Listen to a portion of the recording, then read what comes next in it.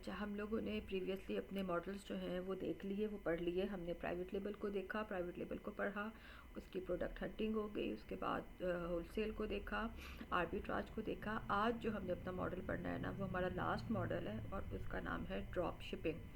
Drop shipping के बारे में आप सबको तकरीबन आइडिया है कि ड्रॉप शिपिंग क्या होती है। मुझे बताओगे समीत, आपको है idea what is drop shipping?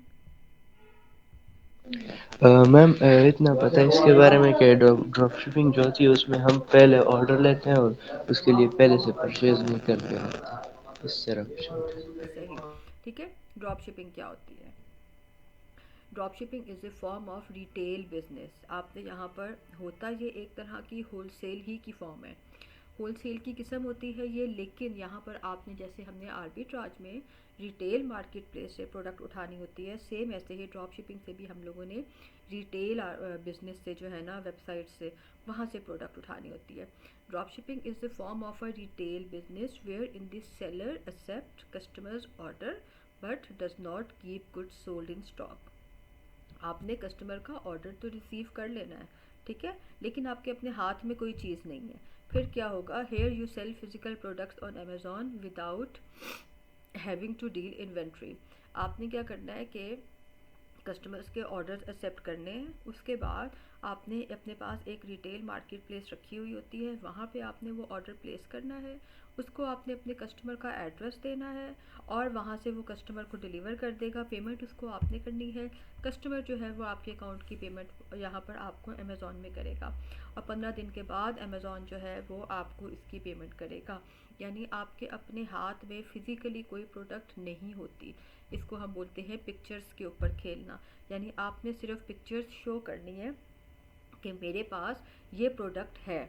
Like हम कह देते हैं मोबाइल एसेसरीज़ की हम बात कर लेते हैं, तो मेरे पास मोबाइल कवर्स हैं, मोबाइल्स की एसेसरीज़ हैं, उसकी की चेन्स वगैरह हैं, या जो भी चीज़ें होती है मोबाइल की एसेसरीज़ में, वो सब मेरे पास मौजूद हैं। आपने ये शो करना है, लेकिन फ़िज़िकली आपके पास नहीं है। आपने क्या करना होता है कि थर्ड पार्टी को अपने साथ इन्वॉल्व करना होता है, जो कि रिटेलर मार्केट प्लेसेस होती हैं रिटेल की, वहाँ से आपने उसको परचेज़ करना है। अमेज़ॉन पर आपने अपनी प्राइस देनी है। अमेज़ॉन के ऊपर आपका कस्टमर आएगा, उसको आपने एड्रेस वो आपको देगा, वो एड्रेस आपने देना है दूसरी रिटेल मार्केट को। जैसे हम एग्जांपल ले लेते हैं, वॉलमार्ट की ले लेते हैं, ठीक है। मैं कहती हूँ कि जी मेरे पास मोबाइल कवर्स जो है ना वो मौजूद हैं। अब एक कस्टमर मेरे पास आया, उसने मेरे पास मोबाइल कवर का ऑर्डर दिया, ठीक है। ऑर्डर जब वो प्लेस करेगा मेरे पास, तो ऑफ कोर्स मेरे पास उसका कॉन्टैक्ट नंबर भी आ जाएगा, मेरे पास उसका एड्रेस भी आ जाएगा। मैं क्या करूँगी कि मैं वहाँ से, जो मैंने एक वॉलमार्ट के ऊपर देखा हुआ है कि हाँ वही वाला कवर वॉलमार्ट पर मुझे कम कीमत के ऊपर मिल रहा है, मैं वहाँ पर उसको ऑर्डर प्लेस करूँगी वॉलमार्ट पे। अपने एड्रेस की जगह मैं वहाँ पर कस्टमर का एड्रेस पुट करूँगी, उसका मोबाइल नंबर वहाँ पर मेंशन करूँगी, ठीक है, और मैं वहाँ पर ऑर्डर उसका प्लेस कर दूँगी। वॉलमार्ट क्या करेगा कि मेरे बिहाफ पे, यानी उसको क्या पता कि पीछे से मैं हूँ या कौन सा है, उसके पास तो जो एड्रेस गया है और जो नाम गया है कस्टमर का, वही उसका कस्टमर है, वो उसको उसके घर डिलीवर कर देगा। अब उस कस्टमर को तो ये पता है ना कि उसने अमेज़ॉन के ऊपर इस चीज़ का ऑर्डर दिया था, तो वो यही समझेगा कि ये मुझे अमेज़ॉन की तरफ से आया है, ठीक है।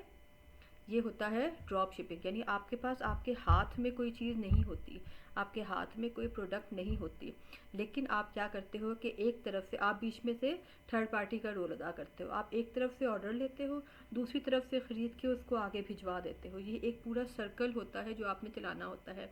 That means the seller does not have the handle the product directly, कि आपके अपने हाथ में कुछ नहीं होता है। जैसे यहाँ पर पाकिस्तान में बहुत से लोग हैं जो ड्रॉप शिपिंग करते हैं। किस तरह से करते हैं? स्पेशली मैं हाउस वाइफ्स की एग्जांपल देती हूँ। घरों में जो ख़वातीन होती हैं वो क्या करती हैं कि वो मैं अपनी एग्जांपल देती हूँ। मैं पहले एक टाइम में ज्वेलरी का बिज़नेस भी करती थी, ठीक है, मैंने कपड़ों का भी किया है। Excuse me. अब उसमें क्या होता था, मेरे पास बहुत सारे होल सेलर्स थे, रिटेलर्स भी थे, होल सेलर्स भी थे, जो मुझे कम प्राइस के ऊपर देते थे। मैं उन सब से पिक्चर्स लेती थी, प्रोडक्ट की तस्वीरें लेके मैंने अपने फेसबुक के ऊपर, इंस्टाग्राम के ऊपर लगानी और मैंने अपने व्हाट्सएप के स्टेटस के ऊपर लगा देनी, वो सब तस्वीरें। वहाँ से मुझे आता था ऑर्डर, उस प्राइस में अपनी रखती थी, ठीक है। वहाँ से मुझे आता था ऑर्डर, और वो ऑर्डर जो है ना, वो मैं जो मेरा पिछले होलसेल वाला या जो रिटेल वाली थर्ड पार्टी मेरे हाथ में थी, मैं उसके पास जाती थी, मैं उसको वो ऑर्डर देती थी, प्लेस करती थी और कहती थी कि ये एड्रेस है, इस एड्रेस के ऊपर आप ये प्रोडक्ट पहुंचा दो, ठीक है ना। ये था ड्रॉप शिपिंग। मैंने इस बंदे को पेमेंट की, जो कस्टमर था उसने मुझे पेमेंट की, मैंने अपना हिस्सा अपने पास रख लिया, अगले का हिस्सा आगे उसको भेज दिया। ये को कहते हैं ड्रॉप शिपिंग। इसकी क्लियर हुआ, ये पॉइंट समझ में आया? जी जी। ठीक है। ये अब इसमें लोअर इन्वेस्टमेंट लगती है। जो लोग कहते हैं ना कि ड्रॉप शिपिंग बिल्कुल फ्री होती है, बिल्कुल भी नहीं। ड्रॉप शिपिंग में आपके पैसे लगते हैं। क्यों? क्योंकि जिस वक्त कस्टमर अमेज़ॉन को पे करेगा और फिर अमेज़ॉन जो है वो हर 15 दिन के बाद आपको पे करेगा, उस 15 दिन के बीच में आपने तो जहाँ से ख़रीद कर देना है आगे, आपके पास इतने पैसे तो होने चाहिए ना, इतनी इन्वेस्टमेंट होनी चाहिए कि आप जो हो, आप जैसे अगर मैंने वॉलमार्ट का नाम लिया है, वॉलमार्ट को मैं पे करूँगी तो ही वॉलमार्ट आगे मेरे कस्टमर को भेजेगा ना। तो मेरे पास इतनी अमाउंट होनी चाहिए कि मैं अपने उस सर्कल को रन कर सकूँ, उसको चला सकूँ। तो इस वजह से इसमें लोअर इन्वेस्टमेंट होनी चाहिए आपके पास। अगर हम लोग अपना पाकिस्तानी देखते हैं ना, आपके पास कम से कम 50-60 हज़ार रुपया होना चाहिए ड्रॉप शिपिंग को स्टार्ट करने के लिए, ठीक है। इसमें होती है हाई रिस्पॉन्सिबिलिटी। हाई रिस्पॉन्सिबिलिटी क्या हो जाती है? हाई रिस्पॉन्सिबिलिटी ये होती है कि मैंने एग्जांपल दी कि मैं वॉलमार्ट से परचेज़ करके अपने कस्टमर को आगे भेज देती हूँ। अब जब वो कस्टमर के पास जाएगी प्रोडक्ट, उसके ऊपर तो वॉलमार्ट का टैग लगा होगा ना। यहाँ पर आकर फिर मैं फंस जाऊँगी। वहाँ पे कस्टमर कहेगा कि मैंने तो अमेज़ॉन पे ऑर्डर दिया था, अगर मैंने ये प्रोडक्ट वॉलमार्ट से लेनी होती तो मैं डायरेक्ट वॉलमार्ट से ले लेता, मुझे क्या ज़रूरत थी अमेज़ॉन पे ऑर्डर करने की। वो फिर अमेज़ॉन को क्या करेगा कि कंप्लेन करेगा, ठीक है, और फिर अमेज़ॉन हमसे पूछेगा। तो आईपी कंप्लेंट्स की एक वजह ये भी होती है, और हमें इन चीज़ों का बहुत ज़्यादा ख्याल रखना चाहिए। हमें इसका कैसे ख्याल रखना चाहिए, ये चीज़ हम लोग फिर आगे जाकर देखते हैं, ठीक है। Conduct only 10 to 12%। जस्ट जो है ना, पूरा बिजनेस मॉडल्स, हम जो चारों बिजनेस मॉडल्स को देखते हैं ना, उसमें से 10 से 12% लोग जो है ना, सिर्फ वो ये ड्रॉप शिपिंग का काम करते हैं। बाकी लोग कोशिश करते हैं करने की, लेकिन बहुत से लोगों का नहीं चलता। पाकिस्तान में जितने भी इश्यूज़ आते हैं, पाकिस्तान में जितनी भी प्रॉब्लम्स होती हैं अकाउंट सस्पेंशन की, वो सब के सब ड्रॉप शिपर्स होते हैं। अभी बाकी हम लोगों ने पहले भी इस चीज़ को डिस्कस किया था अपने फर्स्ट लेक्चर में भी, जब हमने ड्रॉप शिपिंग को डिस्कस किया था। यहाँ पाकिस्तान में कौन सा एरिया है? मियाँ चन्नू का इलाका है, मुल्तान, साहिवाल, उनके इर्द गिर्द के एरियाज़, ये वो इलाके हैं जहाँ पर ड्रॉप शिपिंग बहुत ज़्यादा होती है। उन लोगों को काम नहीं करना आता, लेकिन क्या होता है कि वो काम ऑर्डर्स दे देते हैं, वो काम शुरू कर लेते हैं, उनका अकाउंट सस्पेंड होता है, वो दूसरा अकाउंट बना लेते हैं, फिर तीसरा बना लेते हैं, फिर चौथा बना लेते हैं, लेकिन वो काम करते रहते हैं। वो मतलब रुकते नहीं है इस चीज़ के ऊपर। उसकी वजह से क्या होता है कि पाकिस्तान में पाकिस्तान का नाम ख़राब होता है कि जी पाकिस्तान के आईपी के ऊपर जितने भी कंप्ले वो अकाउंट्स आएंगे हमने उनको सस्पेंड कर देना है, क्योंकि इन लोगों को आइडिया नहीं होता इस चीज़ का कि ये ड्रॉप शिपिंग के ऊपर हमने काम कैसे करना है। इनके ड्रॉप शिपर्स की वजह से क्या होता है कि हमारे होलसेल वाले और हमारे पीएल वाले, उन सबको भी फिर जो है ना ये चीज़ फेस करनी पड़ती है। तो ये इश्यूज आ जाते हैं हमारे पास यहाँ पे। Got this point? जी जी मैम। ओके।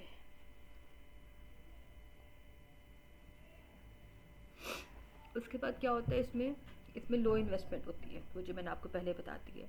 लेकिन जिसको ड्रॉप शिपिंग पे काम करना आ जाता है ना, उसको फिर प्रॉफिट मार्जिन 30 to 50% इसके ऊपर प्रॉफिट मार्जिन होता है, वो बंदा फिर बहुत कमाता है। इसमें अर्निंग बहुत ज़्यादा है उन लोगों के लिए जिनको काम करना आ जाता है, जिनके पास ऑथेंटिक सोर्स होते हैं, जो कि प्रॉपर तरीके से काम करते हैं, वो लोग फिर बहुत कमाते हैं ड्रॉप शिपिंग से। लेकिन जिनको नहीं समझ आती है काम करने की, जिनको नहीं पता होता है, वो सिर्फ आईपी कंप्लेंट्स लेते हैं और सिर्फ उनके अकाउंट सस्पेंड होते हैं, ठीक है। ये एक तरह का फुलफिलमेंट बाय मर्चेंडाइज यानी FBM का मॉडल होता है। FBM का मॉडल। अच्छा, अब ये आप ये कहते हो कि जी ये FBM का मॉडल कैसे हो सकता है? अभी तो मैम आपने कहा था हमारे हाथ में कोई इन्वेंट्री नहीं है, तो ये तो हमें पता है ना कि हमारे हाथ में, हमारे पास कोई इन्वेंट्री नहीं है।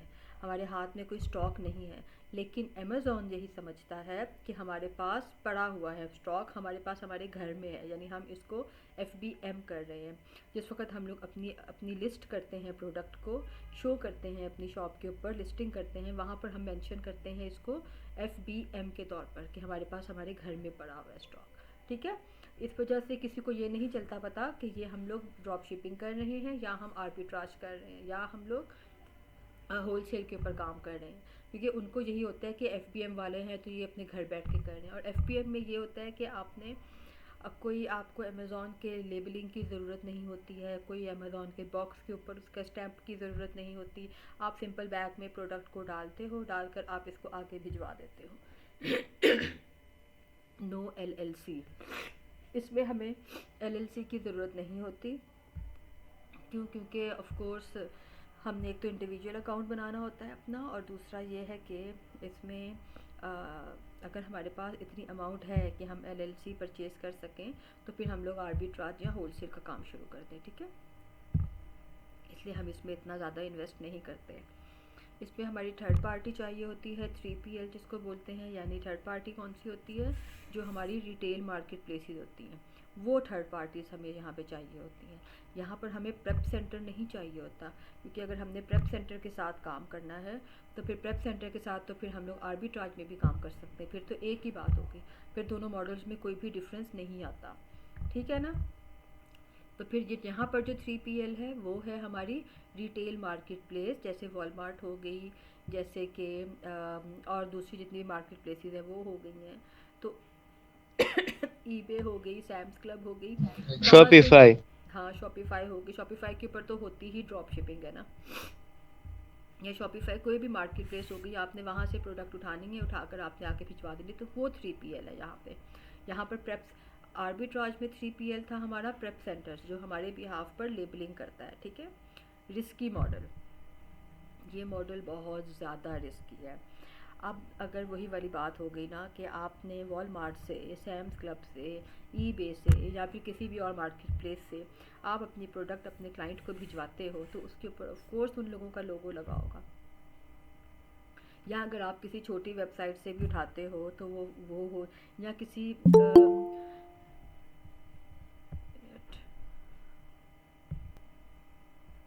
अच्छा, रिस्की मॉडल ये किस तरह से हो जाता है? रिस्की मॉडल ये इस तरह से होता है कि अगर एग्जांपल है ना कि हम अपने सामने कह लो कि हमारे कोई फ़िज़िकल शॉप जो है वहाँ पर मौजूद है, ठीक है, हम वहाँ से भी ले लेते हैं, और हो सकता है कि वो कोई अपना कार्ड, कोई अपना लोगो, कोई चीज़ अपनी डाल दे कस्टमर के साथ डायरेक्ट होने के लिए, तब भी कस्टमर को चल जाएगा पता कि ये अमेज़ॉन से नहीं आया। तो ये कुछ पॉइंट्स होते हैं, जैसे मैं वही आपको एग्जांपल देती हूँ अपनी, कि ये हम लोगों के साथ ऐसा बहुत, जो लोग ड्रॉप शिपिंग करते हैं उनके साथ ये बहुत ज़्यादा होता है। मेरे कस्टमर्स थे एक दो, उन्होंने मुझे बोला कि फ़लाँ जगह पर तो ये चीज़ इतने की मिल रही है, आप मुझे इतने की देती हैं। मैंने कहा तो फिर आप वहाँ से ले लो। मुझे बाद में पता चला कि मैं जिस बंदे से लेकर आगे भेज रही थी, वो अंदर जो है ना अपना कार्ड और अपना लोगो लगा के भेजता था। तो सेम इसी तरह से यहाँ पे होता है, क्या हम जिस वेबसाइट से लेकर भेजते हैं, उस वेबसाइट का या तो उसका बैग होता है, या उसका कोई लोगो लगा होता है, लेबलिंग हुई होती है, या वो कोई, अगर हम किसी लोकल मार्केट से लेते हैं तो वो कोई अपने कार्ड्स या अपने कोई पम्फलेट, कोई ऐसी वैसी चीज़ लाजमी अंदर भेज देते हैं डाल के कि कस्टमर उनके साथ डायरेक्ट हो जाए। इसकी मैं आपको एक और एग्जांपल देती हूँ फूड पांडा की। फूड पांडा के ऊपर आप जब भी कभी हम लोग कुछ ऑर्डर देते हैं ना, किसी भी प्रोडक्ट का, कुछ भी खाने के लिए मंगवा लें, मैंने बहुत दफ़ा ये चीज़ नोट की है कि लाजमी जो है ना, ये स्पेशली ये जो होम कुकिंग वाले होते हैं ना, जो लोग घरों में खाना बना के बनाते हैं, उन लोगों ने ना अपने कार्ड, जिनके ऊपर उन लोगों का नंबर लिखा हुआ होता है, क्योंकि फूड पांडा पर चीज़ एक्सपेंसिव होती है, ठीक है, उन लोगों को भी टैक्सेस वगैरह पे करने पड़ते हैं, और अगर वो हम डायरेक्ट उनसे मंगवाते हैं कुछ भी, तो उनकी प्राइस कम होती है। तो ये लाजमी ये चीज़ मैंने देखी है कि वो लोग अपना कोई कार्ड, अपना कोई पफलेट्स या कुछ इस किस्म की चीज़ भेजते हैं, ताकि कस्टमर्स जो है ना वो नेक्स्ट टाइम उनके साथ डायरेक्ट हो जाएं। तो सेम इसी तरह से यहाँ पे होता है, तो हमें इन चीज़ों का बहुत ज़्यादा ख्याल रखना चाहिए। ये बहुत रिस्की मॉडल होता है। यहाँ पे क्या होता है कि कस्टमर फ़ौरन अमेज़ॉन को कंप्लेन करता है कि जी मैंने तो फ़लाँ जगह से मंगवाई थी, मैंने तो सॉरी अमेज़ॉन के ऊपर ऑर्डर किया था, मुझे जो है ना वॉलमार्ट या सैम्स क्लब से प्रोडक्ट आई है, तो ये क्या चीज़ है। अमेज़ॉन हमसे पूछेगा, एक दफ़ा, दो दफ़ा हम उसको सेटिस्फाई कर देंगे, कोई ना कोई कहानी बना लेंगे, कोई ना कोई बात उसको हम कर देंगे, ठीक है। लाइक हम उनसे ये भी कह सकते हैं कि जी हमारा वेयर हाउस था, जैसे मैंने पहले भी एग्जांपल दी थी, तो हमारे वेयर हाउस में जितने भी प्लेटफॉर्म्स हैं हम उन सब पे काम करते हैं ना, तो उन सब की प्रोडक्ट्स पड़ी हुई थी, तो हमारे जो था सेल्स बॉय था, उसने गलती से जो है ना सैम्स क्लब्स का ऑर्डर या वॉलमार्ट का ऑर्डर जो है वो आपके कस्टमर को भेज दिया। ये वाली कहानी दो दफ़ा तो चल जाएगी, तीसरी दफ़ा अमेज़ॉन को समझ आ जाएगी और फिर आपका अकाउंट सस्पेंड हो जाएगा। और वही बात ये कि जब अकाउंट सस्पेंड हो जाता है तो वो बहुत महीने लेता है ठीक होने में, समटाइम्स नहीं होता। आप बहुत टाइम ले लेते हो, समटाइम 6-6 महीने, एक एक साल लग जाता है इसको, आपका अकाउंट जो है ना वो रिकवर नहीं होता। तो हमने इन चीज़ों का ख्याल रखना होता है। मैं मेरे जितने भी स्टूडेंट्स हैं मैं उन लोगों से ये कहती हूँ कि आप लोग करो ड्रॉप शिपिंग, ये नहीं है कि ना करो ड्रॉप शिपिंग, ठीक है, क्योंकि इसमें प्रॉफिट मार्जिन बहुत ज़्यादा है, लेकिन ड्रॉप शिपिंग उस सूरत में करो जब आपका अकाउंट सिक्योर हो चुका हो, सबसे पहली बात। दूसरी बात यह है कि आपके पास ऑथेंटिक वेबसाइट्स होनी चाहिए, यानी ये ना हो कि कोई मिस्टेक हो जाए आप लोगों से, और आपने जब इसकी प्रोडक्ट हंटिंग करनी है तो आपने बहुत अच्छी इसकी प्रोडक्ट हंटिंग करनी है कि किसी को पता ना चले कि आपने कहाँ से प्रोडक्ट लेके भिजवाई है, ठीक है। ये चीज़ें हो जाती हैं, इनको भी हम लोग देखेंगे आगे जाके। अच्छा इस पे क्या होता है, अगर आपने पहले हम लोगों ने नए अकाउंट के ऊपर ड्रॉप शिपिंग स्टार्ट की एकदम से, उसमें फिर क्या होगा हमारे पास कि पहले तो हमारा अकाउंट नहीं न्यू होगा, वो अमेज़ॉन की नज़र में आ जाएगा कि भाई नया अकाउंट है ये। सेकंड क्या होगा कि जी सेकंड हमें काम करना भी नहीं आता होगा, हम कोई ना कोई गलती भी कर देंगे, तो फिर अमेज़ॉन जो है ना वो नज़र रखता है। पहले 3 महीने तकरीबन, पहले तकरीबन 2 महीने कह रहे, 2-2.5 महीने जो है ना ड्रॉप शिपर्स को अमेज़ॉन पे नहीं करता। 15 दिन के बाद वो पे करता है, लेकिन उसमें से भी आपको पूरी अमाउंट पे नहीं करेगा, वो एक अपने पास अमाउंट परसेंटेज रख लेता है। जैसे एग्जांपल है कि एक प्रोडक्ट है जो आपने 1000 की पीछे से ख़रीदी, ठीक है, और उसको आप आगे 1300 का सेल किया अमेज़ॉन के ऊपर, यानी आपने 300 अपना प्रॉफिट रखा उसके ऊपर। अमेज़ॉन क्या करेगा कि वो जो 300 आपका प्रॉफिट था ना वो अपने पास रख लेगा, और वो जो 1000 था ना वो आपको वापस वो आपको भिजवा देगा, ठीक है, ये करेगा। और फिर उस 1000 से फिर आप अपना अगला सर्कल चलाओगे, तो तकरीबन 2-2.5 मंथ जो है ना वो अमेज़ॉन आपको इस तरीके से चेक करता है। 3 से 4 महीने आपके गुजर जाते हैं सुकून के साथ, आपने बहुत सुकून से खेलना होता है ड्रॉप शिपिंग पे। 3 से 4 महीने जब आपके गुजर जाते हैं तो उसके बाद जो है ना फिर आहिस्ता आहिस्ता फिर वो ज़रा आपके ऊपर से अपनी नज़र हटानी शुरू करता है, लेकिन फिर भी ड्रॉप शिपर्स के ऊपर अमेज़ॉन की बहुत ज़्यादा नज़र होती है, स्पेशली अगर पाकिस्तान की आईपी से अगर आप काम कर रहे हो ना तब तो बहुत ज़्यादा। पाकिस्तान, मलेशिया, ये जो एशिया के जितने भी कंट्रीज़ हैं ना तकरीबन कह लो इन सारों से, या जितने भी कह लो कि छोटे इलाके और छोटे मुल्क हैं ना, उन सब के साथ उन सब के साथ ऐसे ही होता है कि अमेज़ॉन की उन सब के ऊपर नज़र होती है, ठीक है। ये मसला आ जाता है इसमें। तो कोई क्वेश्चन?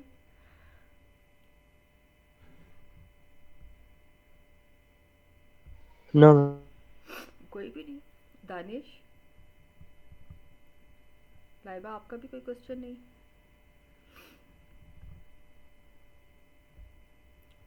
मज़ा नहीं आ रहा ऐसे, है ना, कोई भी नहीं है, क्वेश्चन ही नहीं पूछ रहे हो। वो मैम होता है ना, वो एक क्या नाम है उसका, क्या? वकास, वो हाँ पूछते वो हैं है ना, ज्यादा। वकास भाई नहीं है ना असल में, आ रहे हैं वो बहुत मसरूफ़ हुए हुए हैं, उसके साथ हम भी इंजॉय करते हैं। है ना। मुझे लगता है कि मुझे ये लेक्चर दोबारा लेना होगा, लेकिन आई थिंक आप लोगों को फिर भी थोड़ा बहुत समझ में आ गया होगा। ड्रॉप शिपिंग करो, लेकिन उस सूरत में करो ड्रॉप शिपिंग जब आपको इसकी अच्छी तरह से समझ आ जाए ठीक है। हम इसको कंप्लीट नहीं करते, हम इसको हाफ हाफ करके करते हैं। सब लोग जिस दिन होंगे, पता नहीं, मैं पूछती हूँ ग्रुप में किस दिन सब लोग होंगे, क्योंकि अब आगे के जो लेक्चर्स हैं ना हमारे, वो फिर ऐसे नहीं है कि हम उनको ऐसे लेकर चलेंगे। बाकी इसमें फिर वही चीज़ें आ जाती हैं, अकाउंट्स का आ गया ये सारा, ये वाले नोट्स और ये वाले चैप्टर, ये वाली जो स्लाइड्स हैं ना, ये आपको इन सारों में मिलेंगी, क्योंकि ये अलग अलग बने हुए होते हैं नोट्स। अच्छा, अब इसकी आ जाती है प्रोडक्ट हंटिंग। अभी हम लोग ले लेते हैं इसको थोड़ा सा, हम इसको दोबारा से रिवाइज कर लेंगे इस लेक्चर को, ठीक है। इसकी प्रोडक्ट हंटिंग जो है ना वो बहुत इजी होती है। आपने डायरेक्ट बीएसआर से हंट करना है इसको। बीएसआर, जिस प्रोडक्ट का बीएसआर सबसे बेस्ट होगा ना, आपने उसके साथ मी टू कर लेना है, ठीक है। जितने भी ब्रांड्स हैं, आपने उन ब्रांड्स में से इसकी हंटिंग करनी है। आपने अमेज़ॉन के फ्रंट स्टोर से आपने इसकी हंटिंग करनी है। आपने इसके डिस्ट्रीब्यूटर से इसकी हंटिंग करनी है। जैसे एग्जांपल है कि हमने एक प्रोडक्ट मोबाइल एसेसरीज भी ले लेते हैं, मैंने जी इसका डिस्ट्रीब्यूटर ढूंढा, ठीक है, मोबाइल कवर का डिस्ट्रीब्यूटर ढूंढने के बाद मुझे वहाँ पर उसकी मज़ीद चीज़ें भी नज़र आ गई, मैंने फिर उन सबको भी रिसर्च करना शुरू कर दिया। यानी आप इसके डिस्ट्रीब्यूटर्स में जाके तो वहाँ पर ये देखते हो कि ये मज़ीद कौन कौन सी और चीज़ों को सेल करता है जो हमें अच्छा खासा प्रॉफिट दे सकती हैं। इसकी हंटिंग का एक और क्या मेन और प्लस पॉइंट होता है, आपने हमेशा लार्ज आइटम्स को हंट करना है, ठीक है ना। लार्ज आइटम्स को हंट करने का क्या मतलब होता है? लार्ज आइटम को हंट करने का मतलब ये होता है कि ऐसी प्रोडक्ट आपने हंट करनी है जो पैक ना हो सके। जब उनकी पैकिंग नहीं होगी तो उनके ऊपर ना लेबलिंग होगी, ना उनके ऊपर लोगो लगेगा, ना उनके ऊपर उस वेबसाइट के बैग में जाएंगी, वो सिंपल बैग में चली जाएंगी जी। हाँ जी दानिश, आपका इधर है इसका। कमरे में। ठीक है। तो लार्ज आइटम्स का क्या मतलब होता है कि आपने ऐसी प्रोडक्ट लेनी है, जैसे कि फर्नीचर हो गया, जैसे हम अगर पेप्सी कोक लेते हैं उनका 6 का पैक हो गया, वो पैक नहीं हो सकता, उन्होंने उसको उठाना है, वैसे ही उठा के उन्होंने कस्टमर को भेज देना है। बच्चों के टॉयज़ हो गए, बच्चों के, अच्छा ओके ठीक है। बच्चों के टॉयज़ हो गए जो बड़े साइज़ में, साइकिल हो गई, गाड़ियाँ हो गई उनकी, या कुछ ऐसे टॉयज़ हो गए जो मतलब पैक नहीं हो सकते हैं, उनको वैसे ही उठाते हैं, उठा के उनको बैग्स में डाल के भेज देते हैं। फर्नीचर में टेबल्स हो गई, चेयर्स हो गई, मतलब आपने लार्ज आइटम्स लेने हैं, ऐसे आइटम्स लेने हैं आपने जिनके ऊपर लोगो नहीं लग सकता उस वेबसाइट का। यानी अगर आप वो वॉलमार्ट से लेते हो या जहाँ से भी लेते हो, इसको हम लोग प्रैक्टिकली भी देखेंगे बाद में, ठीक है। तो लार्ज आइटम का यही मतलब होता है, ऐसी प्रोडक्ट्स आपने उठानी है और ऐसी प्रोडक्ट्स उठाने के बाद फिर आपने उसको अमेज़ॉन के ऊपर जाकर मी टू करना है उसके साथ, ब्रांड के साथ, और आपने अपना काम शुरू कर देना है। ये चीज़ इसके अंदर आ जाती है। एक तरह का समझो कि ये आपका ओवरव्यू है आज ड्रॉप शिपिंग का। हम इसको मज़ीद दोबारा से लेकर चलेंगे बाद में, ठीक है, डिटेल के साथ इसको मज़ीद पढ़ेंगे क्वेश्चंस के साथ। इसकी हंटिंग में क्या प्रॉब्लम्स आ जाती हैं? वही प्रॉब्लम्स आ जाती हैं मोस्टली जो हमें आर्बिट्राज में आती हैं। ये आईपी कंप्लेंट्स मिलती हैं आपको बहुत ज़्यादा, ऑफ कोर्स, जब अगर किसी दूसरी रिटेल मार्केट प्लेस का लोगो लगा हुआ होगा या उसकी लेबलिंग हुई हुई होगी तो आईपी तो आपको आएगी ही आएगी। फिर वही बात है कि आप हर चीज़ पाकिस्तान में बैठकर सेल नहीं कर सकते। उसमें भी आपको काफ़ी परमिशन लेनी पड़ जाती है, सॉफ्ट ऑफर्स पे आपको उसको अप्रूवल लेनी पड़ जाती है। अनगेटेड ब्रांड्स आपने हंट करने हैं, ठीक है। कंटिन्यूस वर्किंग करनी है आपने इसके ऊपर। कंटिन्यूस वर्किंग में क्या होता है, और फाइन फ्रेंडली प्रोडक्ट्स, ऐसी प्रोडक्ट्स आपने लेनी है जो कि बहुत ज़्यादा कॉमन हो, डेली यूज़ में हो, वो चीज़ें, ऐसी प्रोडक्ट्स आपने लेनी है। तो इसकी कंटिन्यूस वर्किंग में क्या आ जाता है कि आपने बहुत आराम से, बहुत सुकून के साथ इसके ऊपर काम करना है, खेलना है इसके ऊपर, लेकिन इसको चेक करते रहना है कि कहीं हमारी प्रोडक्ट्स ख़त्म तो नहीं हो गई, कहीं कोई आईपी तो नहीं आ रही है, कहीं कोई मिस्टेक तो नहीं हो रही, कस्टमर ने कहीं कोई बैड रिव्यू तो नहीं दे दिया। यानी आपने काम करते रहना है। जबकि होलसेल में और प्राइवेट लेवल में क्या होता है कि आपका अगर एक दफ़ा ब्रांड रैंक हो गया है, ठीक है, तो उसके बाद फिर आपको उसको डेली खोल कर चेक करने की ज़रूरत नहीं होती। 2 दिन बाद, 3 दिन बाद, हफ्ते में एक दफ़ा आपने उसको ओपन करना है, चेक करना है भाई क्या प्रोग्रेस है, बस ठीक है, ठीक है। ये चीज़ आ जाती है इसमें। इसकी सोर्सिंग होती है, हमने बहुत जो है ना केयरफुली सप्लायर्स को चूज़ करना है यहाँ पर, क्योंकि यहाँ पर ड्रॉप शिपिंग में सारी गेम जो है ना वो सप्लायर्स की होती है। एक सप्लायर ने अगर हमारे साथ धोखा दिया, ऊपर नीचे किया, बस ख़त्म काम, ये भी पॉसिबिलिटी है कि मुझे एक प्रोडक्ट का ऑर्डर आया और मैंने जो अपने लिए वेबसाइट सेलेक्ट की हुई थी, जब मैं वहाँ पर ऑर्डर प्लेस करने गई तो वो प्रोडक्ट वहाँ पर आउट ऑफ स्टॉक हो गई। तो उसके लिए आपने कम से कम एक प्रोडक्ट के 3 to 5 सप्लायर्स होने चाहिए आपके हाथ में। मैंने यहाँ पर एटलीस्ट 3 सप्लायर्स लिखे हुए, लेकिन आपके पास 3 to 5 होने चाहिए सप्लायर्स, ठीक है। इसमें एक जो मज़े की बात होती है और एक जो प्लस पॉइंट होता है ना, आप अमेज़ॉन ही से सोर्स करके अमेज़ॉन के ऊपर ही सेल करते हो। हम इस चीज़ को भी देखेंगे बाद में। I am so sorry. Amazon के ऊपर हमारे पास अगर 20 रीसेलर्स बैठे हुए हैं ना, तो 20 रीसेलर्स में से जो सबसे कम प्राइस पे सेल कर रहा है ना, हम उससे ख़रीदेंगे और हम उससे ख़रीद कर अपनी प्राइस के ऊपर सेल कर देंगे, उसकी वहीं से लेके। तो ये एक प्लस पॉइंट आ जाता है, क्योंकि उस पर फिर अमेज़ॉन का लोगो भी लगा होता है, उसकी लेबलिंग भी लगी होती है, वो अमेज़ॉन से ही लेकर हम अमेज़ॉन के ऊपर सेल कर रहे हैं। हम लोग इस चीज़ को भी देखेंगे बाद में, ठीक है ना।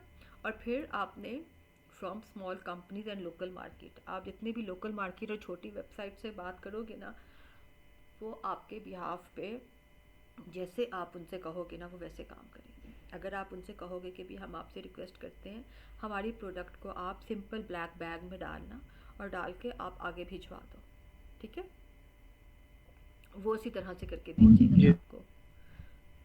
वो आपको उसी तरह से करके भेजेंगे। लेकिन अगर आप वॉलमार्ट को, ईबे को, सैम्स क्लब को, अगर आप इन लोगों को ये कहोगे ना कि भाई आप हमारी प्रोडक्ट को सिंपल बैग में डालकर भेज दें, तो वो फिर कभी भी नहीं भेजेंगे। तो ये एक चीज़ आ जाती है इसमें कि हम लोग जितनी भी लोकल वेबसाइट्स या लोकल मार्केट से हम जब काम करते हैं ना, तो फिर हमें ये फ़ायदा हो जाता है वहाँ पे, ठीक है। अच्छा, अब इसके हैं कुछ हमारे पास ट्रिक्स एंड टिप्स। वो क्या होते हैं? नो ब्रांड का मतलब होता है कि ऑफ कोर्स अगर आपने ड्रॉप शिपिंग बिल्कुल स्टार्ट में की तो आपने किसी बिग ब्रांड के पास नहीं जाना, क्योंकि उसके लिए एलएलसी की ज़रूरत पड़ती है, ठीक है ना। अच्छा, नंबर ऑफ़ सेलर्स जो है वो 12 प्लस होने चाहिए, 12 से कम नहीं होने चाहिए। आप देखोगे कि बहुत सारी प्रोडक्ट ऐसी होती हैं जिसमें हम जब नंबर ऑफ़ सेलर्स देखते हैं ना, जो रीसेलर्स बैठे होते हैं, वो रीसेलर्स 100, 200, 300, 250 इतने होते हैं उसके ऊपर। वो सब के सब ड्रॉप शिपर्स होते हैं, ठीक है। यानी 50 से प्लस जितने भी रीसेलर्स होते हैं ना, वो सब ड्रॉप शिपर्स होते हैं। फिक्स इन्वेंट्री रखनी है आपने, अपनी इन्वेंट्री को डेली चेंज नहीं करना। ये नहीं है कि अभी आपने यहाँ पर लगाया अपना 12 आइटम्स, उसके बाद आपको लगा कि भी मेरी तो आइटम्स कम होते जा रहे हैं, यानी कि 10 ख़त्म हो गए, मेरे पास 2 रह गए हैं बाकी, आपने फटाफट जो है ना 10 और ऐड कर दिए। ऐसा नहीं करना। जब वो 2 भी ख़त्म हो जाएंगे, जब 12 कंप्लीट आपके पास वहाँ पर 0 लिखा हुआ आएगा, फिर आपने अगली इन्वेंट्री ऐड करनी है वहाँ पे, ठीक है। अमेज़ॉन को ये चीज़ बिल्कुल पसंद नहीं है। डेली में एक दिन में आपने 2 लिस्ट क्रिएट कर सकते हो आप, यानी 2 चीज़ों को आप लिस्टिंग में ऐड कर सकते हो, 2 से ज़्यादा नहीं आप कर सकते हो ऐड। यानी एग्जांपल है कि मैंने एक लिस्टिंग लगा दी मोबाइल कवर की, ठीक है, सेकंड मैंने लगा दी है उसकी हैंड फ्री। अब मैं कहती हूँ जी मैंने थर्ड जो है ना, मैंने उसकी फ़लाँ एसेसरी ऐड करनी है, नहीं, बस 2 करनी है। वो जो थर्ड एसेसरी मैंने ऐड करनी है ना, वो मैं अगले दिन करूँगी। यानी एक दिन में आपने सिर्फ 2 ही चीज़ें ऐड कर सकते हो अपने अकाउंट के ऊपर। Try to do slow listing, बहुत सुकून के साथ आपने महीना 2 महीने इसके ऊपर काम करना है। कम कम चीज़ें लगानी है आपने, ज़्यादा एकदम से लालच नहीं करना, बहुत सुकून के साथ इसके ऊपर खेलना है, तो फिर ही जो है ना आपका अकाउंट सिक्योर रहेगा, ठीक है। तो ये था हमारी ड्रॉप शिपिंग, इसको हम लोग मज़ीद डिटेल के साथ पढ़ेंगे इंशाल्लाह।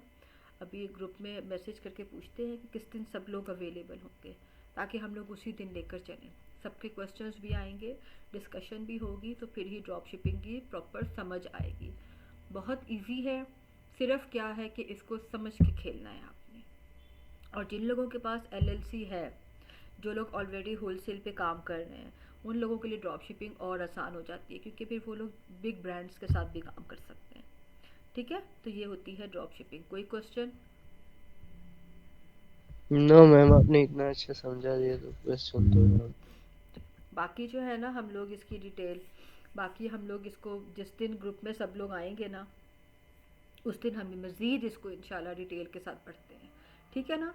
असल इसका मेन आज ओवरव्यू एक ले लिया है इसका कि ड्रॉप शिपिंग होती क्या है, और बाकी फिर हम इसको लेके चलेंगे, ठीक है।